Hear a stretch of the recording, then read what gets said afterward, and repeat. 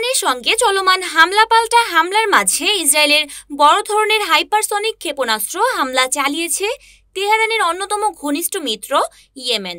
রোববার ভোরের দিকে ইসরায়েলের বাণিজ্যিক রাজধানী তেল আবিবে এই হামলা চালানো হয়েছে বলে দাবি করেছে দেশটির সশস্ত্র বাহিনীর। ইয়েমেনের সামরিক বাহিনীর জ্যেষ্ঠ এক কর্মকর্তা বলেছেন, ইসলামী প্রজাতন্ত্র ইরানের সঙ্গে সমন্বয় করে ইসরায়েলের তেল আবিবে হাইপারসনিক ক্ষেপণাস্ত্র হামলা চালানো হয়েছে। ইয়েমেন থেকে জোড়া ক্ষেপণাস্ত্র ইসরায়েলের গুরুত্বপূর্ণ সামরিক লক্ষ্যবস্তুতে আঘাত এনেছে। রোববার সকালের দিকে দেশটির সশস্ত্র বাহিনীর মুখপাত্র ইয়াহিয়া সারি বলেছেন, তেল আবিবের কেন্দ্রে দখলদার ইহুদিবাদীদের বিরুদ্ধে নতুন সামরিক অভিযান পরিচালনা করেছে ইয়েমেনি বাহিনী। ইয়েমেনের সামরিক বাহিনীর জ্যেষ্ঠ এক কর্মকর্তা বলেছেন, ইসলামী প্রজাতন্ত্র ইরানের সঙ্গে সমন্বয় করে ইসরায়েলের তেল আবিবে হাইপারসনিক ক্ষেপণাস্ত্র হামলা চালানো হয়েছে।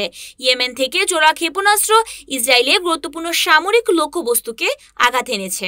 রোববার সকালের দিকে দেশটির সশস্ত্র বাহিনীর মুখপাত্র ইয়াহিয়া সারি বলেছেন, তেল আবিবের কেন্দ্রে দখলদার ইহুদিবাদীদের বিরুদ্ধে নতুন সামরিক অভিযান পরিচালনা করেছে ইয়েমেনি বাহিনী। Desk news, এনএএন TV.